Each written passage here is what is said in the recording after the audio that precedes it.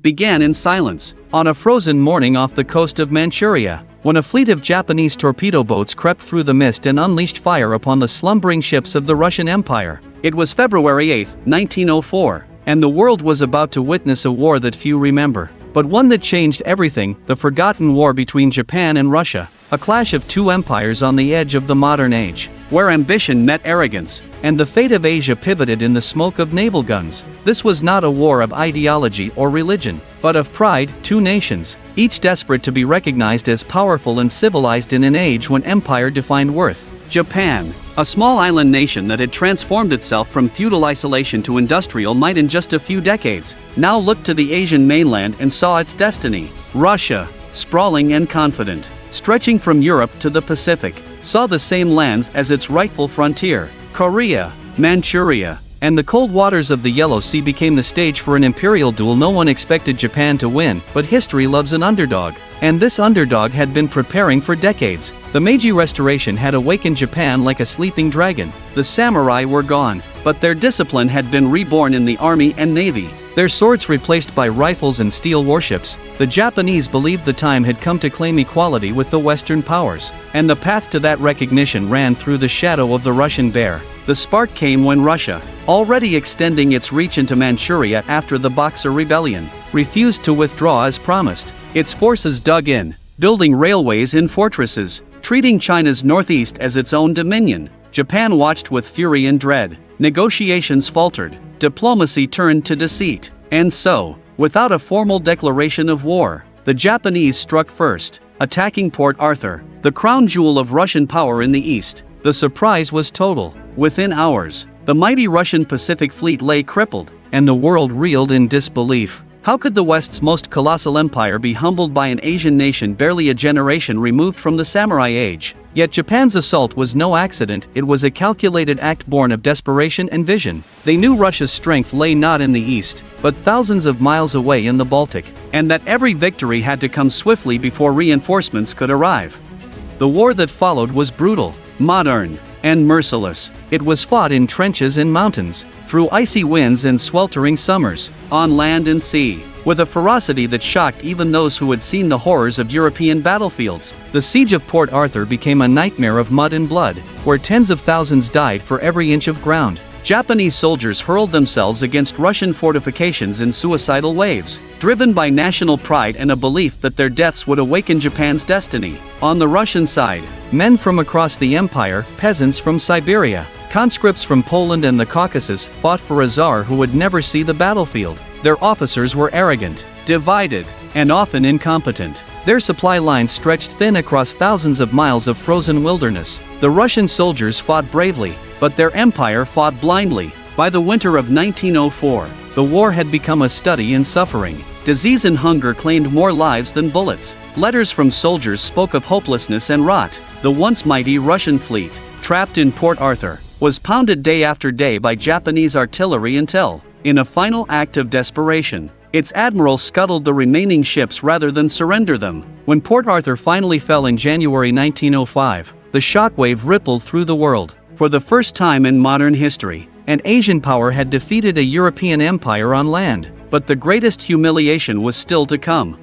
Far away in the icy harbors of the Baltic Sea, Russia prepared its revenge. The Tsar ordered an entire fleet, one of the largest ever assembled, to sail halfway around the globe and crush the Japanese navy. It was an insane mission from the start. Nearly 40 ships, thousands of men, lumbering through tropical heat and stormy seas, ill-prepared and poorly commanded. They sailed for 8 agonizing months, dogged by disease, accidents, and ridicule. When they finally arrived in the waters near Tsushima Strait in May 1905, they were exhausted, demoralized, and facing an enemy who had been waiting for them. What happened next would become one of the most decisive naval battles in history. As dawn broke over the misty strait between Korea and Japan, Admiral Hirokairo Togo hoisted his famous signal flag. The fate of the empire depends on this battle. Let every man do his utmost. The Japanese fleet, smaller but faster and expertly trained, unleashed a storm of shells with deadly precision. Within hours, the sea was a graveyard.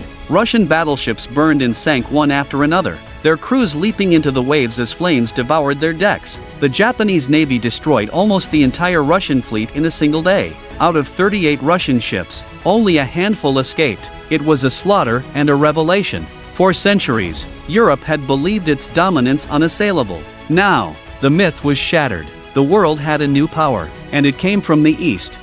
But the victory came at a price Japan could barely afford. The war had drained its treasury, bled its young men, and stretched its resources to breaking. When peace talks began in Portsmouth, New Hampshire, under the mediation of U.S. President Theodore Roosevelt, Japan found itself in a paradox, victorious on the battlefield, yet economically exhausted. Russia, humiliated and collapsing under the weight of domestic unrest, agreed to terms that shocked the Japanese public. There would be no massive reparations, no grand territorial spoils, only limited gains in Manchuria and the southern half of Sakhalin Island. When news of the treaty reached Tokyo, riots erupted. People felt betrayed, convinced that their leaders had thrown away the fruits of victory. Yet in the eyes of the world, Japan had done the impossible. It had defeated a European empire, earning respect and fear in equal measure. The war's consequences were profound. It ignited revolutionary flames within Russia itself, as the shock of defeat fueled the 1905 revolution,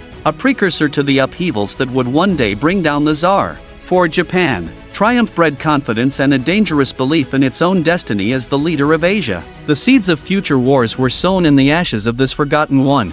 In the decades that followed, historians and politicians alike would point back to the Russo-Japanese War as a turning point, the moment when the East stood up to the West and won. Yet it was also the moment when Japan's path began to darken. Victorious militarism soon evolved into imperial ambition. The same hunger that had driven Japan to confront Russia would, years later, drive it into China, into the Pacific, and eventually into catastrophic conflict with the United States. The world cheered Japan's victory in 1905. Not realizing they were watching the birth of a new kind of power, modern, industrial, and ruthless in pursuit of national destiny. For Russia, the humiliation lingered. The empire's myth of invincibility had been destroyed, exposing the rot within. Soldiers returned home bitter and broken, spreading disillusionment that would, a decade later, erupt into revolution. The Tsar's government never fully recovered from the shame. Nicholas II, already isolated, became the symbol of failure. His subjects had seen their empire beaten by a nation they once dismissed as inferior.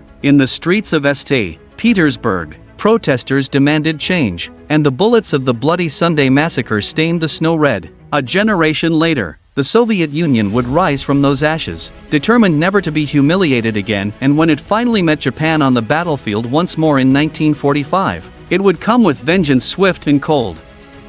The forgotten war between Japan and Russia is more than a footnote, it is a mirror reflecting the arrogance, ambition, and fragility of empires. It was a war fought with rifles and bayonets, but also with pride and perception. It taught the world that power could shift, that history could turn in unexpected directions, that the old order was not eternal. Yet somehow, it slipped from memory, overshadowed by the even greater cataclysms that followed: World War I, World War II, the atomic age. But if you listen closely to the echoes of the past, you can still hear the thunder of guns off Port Arthur, the crackle of signal flags at Tsushima, the cries of soldiers freezing in the hills of Manchuria. You can still feel the tremor of a world realizing, for the first time, that the balance of power had shifted eastward. The war between Japan and Russia was not forgotten because it was small, it was forgotten because it was inconvenient. Because it revealed truths that made the old empires uncomfortable. It showed that so-called civilization could be outmaneuvered. That strength was not the monopoly of the West. It was a warning, one the world ignored. As we look back now, over a century later, we see the outlines of everything that would come after: industrialized warfare, propaganda, nationalism, the first hints of modern total war. The Russo-Japanese War was a rehearsal for the 20th century's tragedies. It showed how technology and pride could make killing efficient, how newspapers could inflame hatred, how leaders could gamble with millions of lives for prestige. Yet in the midst of that darkness, it also revealed human courage, the sailor clinging to wreckage as his ship burns, the medic tending to friend and foe alike, the mother in Tokyo or St. Petersburg waiting for a letter that never comes. These are the ghosts of a forgotten war, whispering that history is not written by the victors alone, but by those who remember. And perhaps that is why we must tell this story again, not as a distant curiosity, but as a reminder. Because the forgotten war between Japan and Russia was not just about two nations, it was about the dawn of a new world. A world where Asia could challenge Europe, where the myth of white superiority cracked under the weight of steel shells and naval precision. It was the war that announced Japan's arrival on the global stage and foreshadowed the empire it would become. It was the war that exposed Russia's weakness and set in motion a revolution that would change the 20th century. And it was the war that proved history has no favorites, only lessons. When the guns fell silent in 1905, the world looked to the east not with contempt, but with awe and perhaps with fear. The forgotten war between Japan and Russia did not just redraw borders, it redrew the map of power itself. And though it may be buried under the noise of greater conflicts, its echoes still reach us today, whispering of ambition and pride, of courage and folly, of how easily empires can rise and how suddenly they can fall.